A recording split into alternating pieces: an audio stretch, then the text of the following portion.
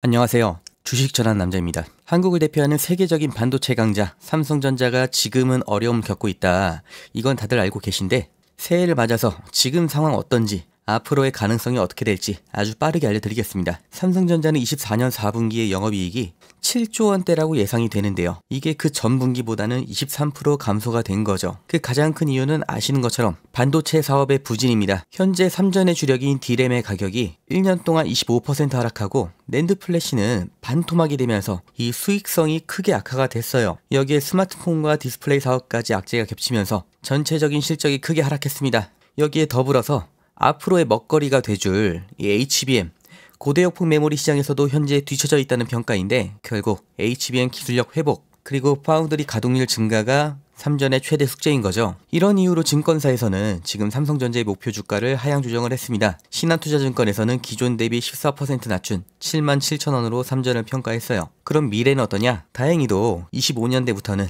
HBM 4세대에서의 성과가 삼전에 서서히 반영될 거다 이렇게 보고 있습니다. 특히 AI, 고성능 컴퓨팅 수요가 계속해서 증가를 하니까 삼성전자가 다시 도약할 기회는 여전히 열려 있다는 거죠. 삼성전자의 이 짧지 않은 슬럼프를 지켜보면서 과연 우리의 주식 투자는 날아오를 수가 있을지 오늘 영상 끝까지 따라와 주세요.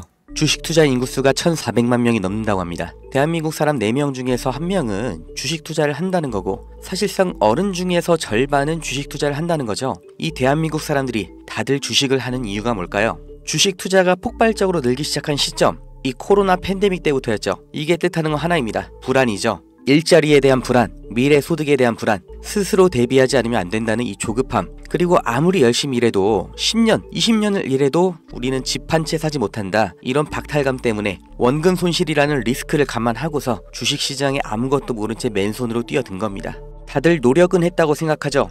종목 분석 보고 차트 공부도 해보고 잘 몰라도 억지로 재무제표 찾아보면서 한 글자라도 더 눈에 넣고 머리에 담고 다들 이렇게 열심히 주식 투자하는데 막상 주변을 보면 주식 투자에 성공했다는 사람 보신 적이 있으신가요? 아마 지인 중에 서울대 갔다는 사람, 사법고시 합격했다는 사람 이런 사람보다도 더 희귀한 게 주식 투자에 성공한 사람일 겁니다. 그런데 이상하다고 생각한 적 없으세요? 왜 투자인데 공부를 하고 들어갔는데 성공할 확률은 실제 투자나 자영업이 아니라 복권 당첨에 더 가까울까요? 무언가 잘못됐다 이렇게 느껴지지 않으세요? 공부를 더 하면 나아질까요? 재무제표를 직접 작성하는 회계사도 실패하는 게 주식 투자입니다. 공부가 답이 아니라는 거죠. 그렇다면 답이 뭐냐? 그 진실을 알려드리겠습니다. 구독자님들, 노력을 안 해서 공부가 부족해서 내가 욕심을 크게 부려서 그래서 주식 투자에 실패한 게 아니에요. 잘못을 해서 실패한 게 아니란 말이에요. 애초에 우리는 속고 있었어요. 이길 수가 없는 싸움판에 맨몸으로 내던져져서 나보다 강하고 무기도 갖고 있고 심지어 이 싸움을 준비하고 있던 누군가와 싸워야 했습니다. 이길 리가 없죠. 한두 명의 운 좋은 사람, 특별한 재능이 있는 그런 사람이 아니라 모든 사람이 다 희생자였을 뿐이에요. 그 범죄자가 누구냐? 코스피, 코스닥입니다. 우리가 아무리 공부하고 좋은 기업을 발굴하고 분석해도 장기 투자를 해도 의미가 없습니다. 이 물적 분할, 기업의 유망한 부분을 찢어서 새 회사로 다시 상장하는 거예요. 아주 대표적인 게 2020년 LG화학에서 배터리 사업부를 분할해서 LG에너지솔루션 설립한 거였죠. 이 배터리, 전기차 시장의 최대 수혜 테마죠. 이 시기 가장 큰 주목을 받고 있었는데 이걸 믿고 LG화학에 투자했던 주주들 배터리 사업부가 찢겨져 나갔을 때 어떤 보상을 받았나요? 똑같은 사례 대기업만 해도 줄줄이 있죠. 바로 다음 해 SK이노베이션에서 배터리 사업부 똑같이 물적 분할하면서 SK온 설립했죠.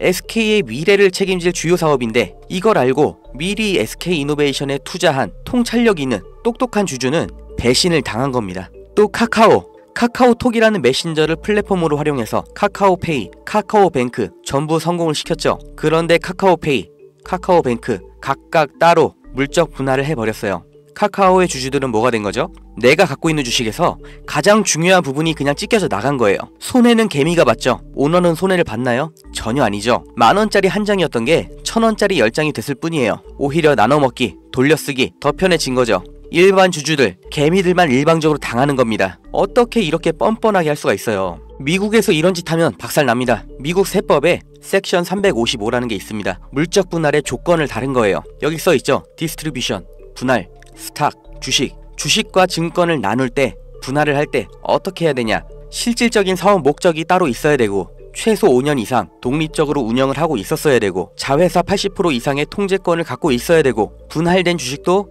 기존 주주들에게 공정하게 분배를 해야 된다. 이런 여러가지 조건을 다 만족해야 돼요. 이걸 무시하고 그냥 물적 분할을 하면 바로 엄청난 세금 폭탄이 날아옵니다. 사실상 벌금을 내라는 거예요. 그러니까 미국의 기업들은 물적 분할할 때 아주 철저하게 기준에 맞춰서 하죠. 미국의 대표적인 기업 이 GE도 이렇게 테마별로 구분 지어서 분할하니까 시장에서도 전략적 유연성, 자원 배분의 효율화 이렇게 인식을 해서 주가도 같이 오르는 거예요. 이렇게 모든 주주들에게 이익이 되는 물적 분할을 하라는 겁니다. 회사의 미래 가치를 믿고 투자한 사람들을 배신하지 말라고 이렇게 하는 거예요. 이뿐만이 아니죠. 금투세, 이 말도 안 되는 세금 폐지하나 싶었는데 말장난이었고 그냥 유예였죠. 이 금투세의 최대 피해자 누구예요? 중산층, 개미입니다. 세금 부담 때문에 안정적인 장기 투자를 못하고 리스크 있는 단기 투자, 고위험 투자로 내몰리는 거예요. 심리적 압박 더 받겠죠. 일관된 투자 어렵죠. 그 돈 누가 가져갈까요? 하루 종일 차트 보면서 대응하는 트레이더, 기관 얘네들한테 다 갖다 바치라고 하는 겁니다. 또 있죠.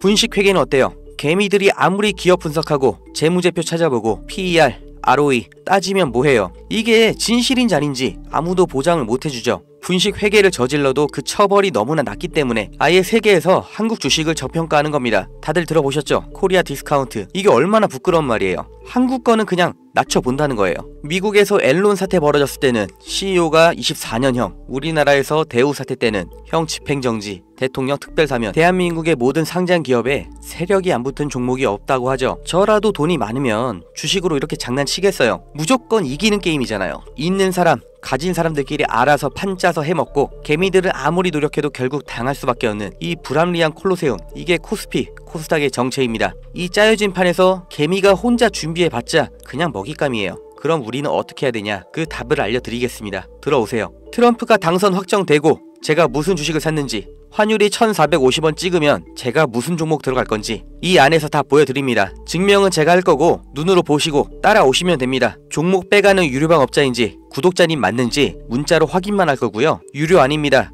대가 없습니다. 가입 이런 거 절대 없어요. 그냥 여기 모이세요. 2290-8285 여기로 문자, 아파트 이렇게 남겨주시면 됩니다. 100만원으로 시작해서 아파트까지 가는 기적 제가 보여드릴게요.